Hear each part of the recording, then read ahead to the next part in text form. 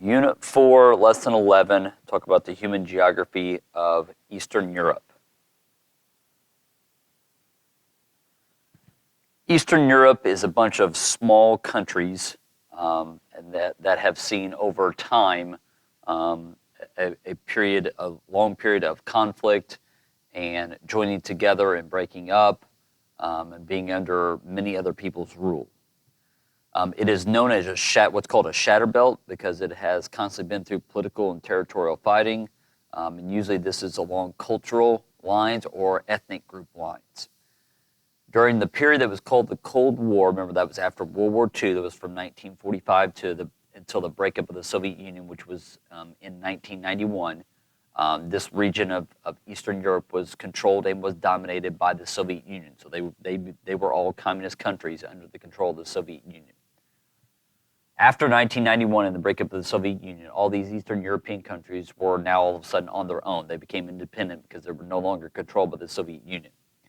And then, so for some, this brought back some old hard feelings between some of the groups of people because there were several ethnic groups that had a long history of not getting along, and now all of a sudden that brought these groups of people back together.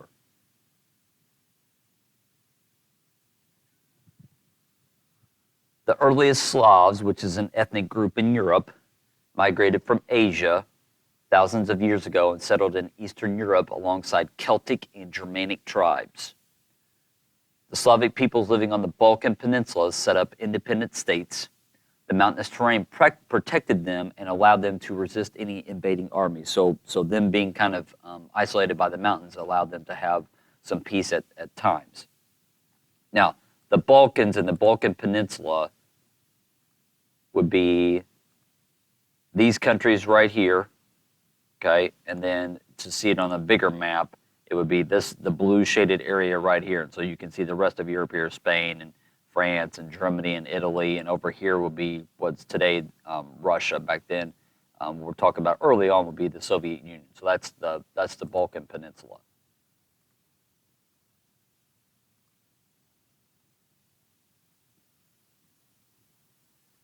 The Slavic peoples living to the east of the Balkan Peninsula experienced invasions from people coming from Asia, particularly the Mongol warriors in the 1200s. Around AD 106, the Romans conquered the lands between the Carpathian Mountains to the west and the Danube River and named the area Romania.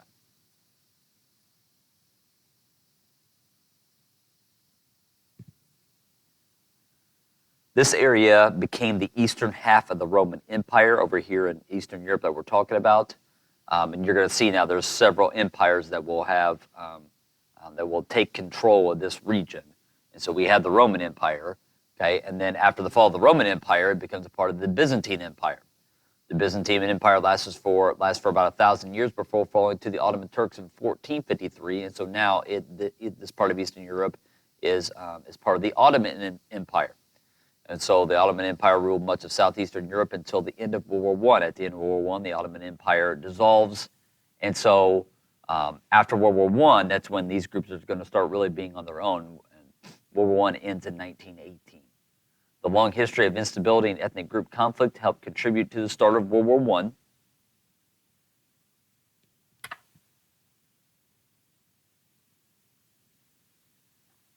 The breakup of the two empires, the Ottoman Empire and the Austro-Hungarian empires, after World War I left many people without countries. Eastern Europe was then divided up along ethnic, population, politics, and economic strength, so there was not necessarily a real rhyme or reason why some of these places were divided the way they were.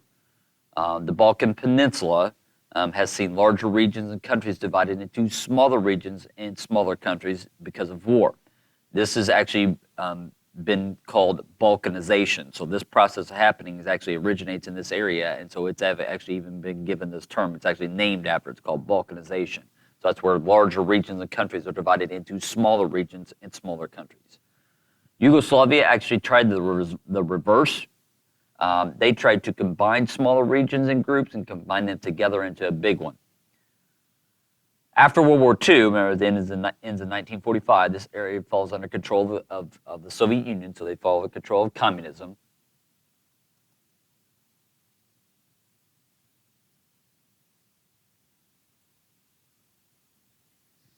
Eastern Europe was used as a buffer zone after World War II between the Western European democracies and then the Communist Soviet Union to the east.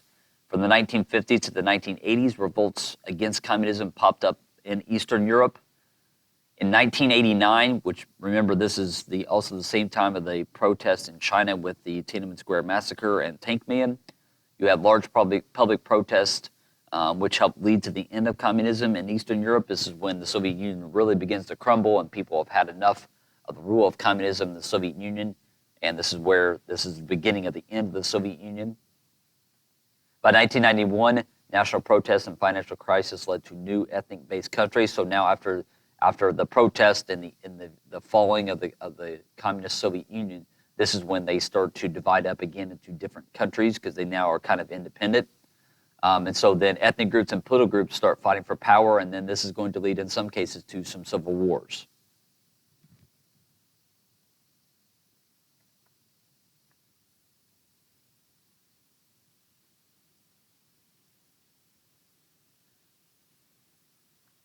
In some areas, you have what is called ethnic cleansing. That is where you either kick out a group of people, a certain group of people from a country, or in some instances here in Eastern Europe, you have genocide of an ethnic group. So you have ethnic cleansing most of the time is going to be where a certain group of people is going to be killed on purpose. Sometimes it is just kicking them out of the country, but a lot of times, unfortunately, it is the killing of people. This is used mainly by military groups, but sometimes civilians do participate. In this region, the Bosnian Croats and especially the Bosnian Muslims were affected by this the most. In July of 1995, in a town called Srebrenica, you had 8,000 Bosnian Muslim, mainly men and boys, who were murdered on purpose. Military aircraft from NATO countries bombed Serbian military and civilian areas to stop Serbia's support of ethnic cleansing, because this was just something that was continuing to happen in this area. In less than 20 years, Yugoslavia was divided into 8 smaller countries. So Yugoslavia is not a European country anymore. Remember, it was trying to take all these smaller ethnic groups and smaller countries and try to bring them together as one, but that experiment kind of failed.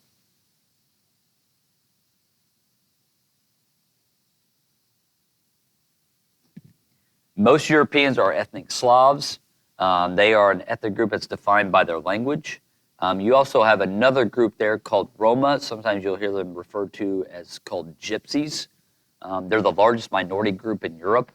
They were thought to have migrated west from India, so kind of originating from India, which you'll see in pictures coming up. They tend to have a little bit darker skin color than the rest of the Europeans, and that's one of the reasons why they think they came from South Asia. Many live today in some of these Eastern European countries like Bulgaria, Romania, Hungary, Slovakia, and the Czech Republic. A lot of them still live nomadic lives where they're constantly moving around. For the most part, because they have a very unique type of culture and lifestyle, their education level isn't great. They have poor health care, and they have shorter life expectancies. Okay, and so you can see here the estimated population percentage of the Romas. It's mostly in these Eastern European countries, and there's a couple pictures of what these people look like.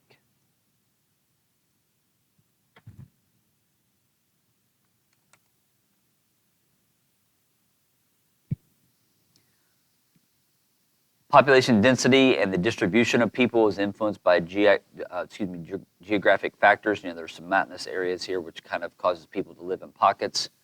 Since industrialization occurred in the 1900s, especially as you get into the early to mid 1900s in these Eastern European countries, many people moved to the cities.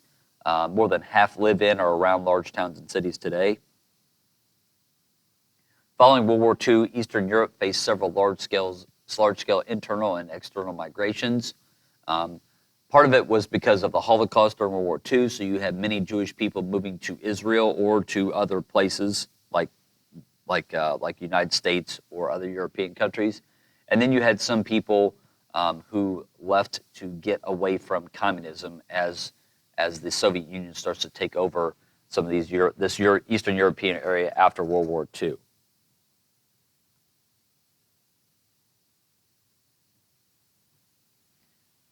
Since the fall of communism, the literacy rate in these countries has gone up. It has improved.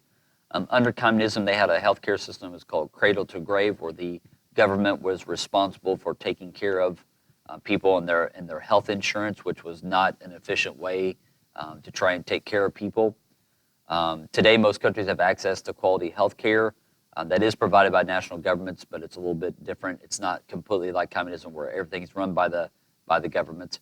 The main religions would be Eastern Orthodox Christianity, Islam, Roman Catholicism, and also there's still some Judaism, some Jewish people still living in Eastern Europe.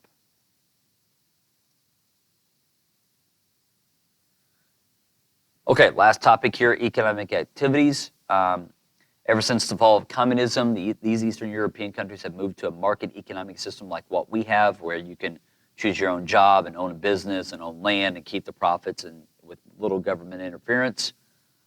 This has presented some problems with production and consumption because they sometimes have trouble for providing items that people want to buy and managing the changes in ownership from government to private corporations, because they went from 1 year they went from the government owning and controlling everything and making all these economic decisions to the next year it was completely the opposite, where everything was run by private enterprises, private companies, private individuals, and so that was two completely opposite things, and so that was a very tough transition for a lot of people.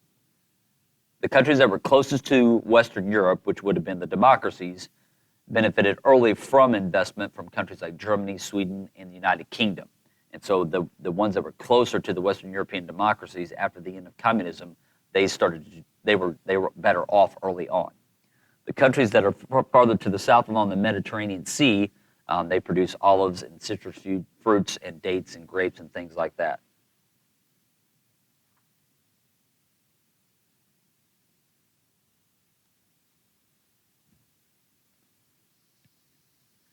The northern Eastern European countries, which would have a little bit colder climate, they're going to grow crops like wheat, rye, and raise livestock. Fishing is an important industry still, but some of the rivers have been overfished, and so that's not as a profitable business as it once used to be. This region has kind of become a center for low-cost manufacturing of electronic goods because the workers are paid a little bit less, and so it's become a little bit more profitable for people to put their factories in this region. Investors from around the world are attracted to the higher education levels of these people, and so their skill level is better, and the cost of the workers is less. So that's a good combination for people to invest. You have educated, skilled people, but they work for a little bit less, and so that is attractive to companies around the world to put factories there. Automobile production has been a success in Eastern Europe. You have Volkswagen and Mercedes have factories in Eastern Europe. Tourism has become a growing industry with hotel and service industries and things like that go along with those.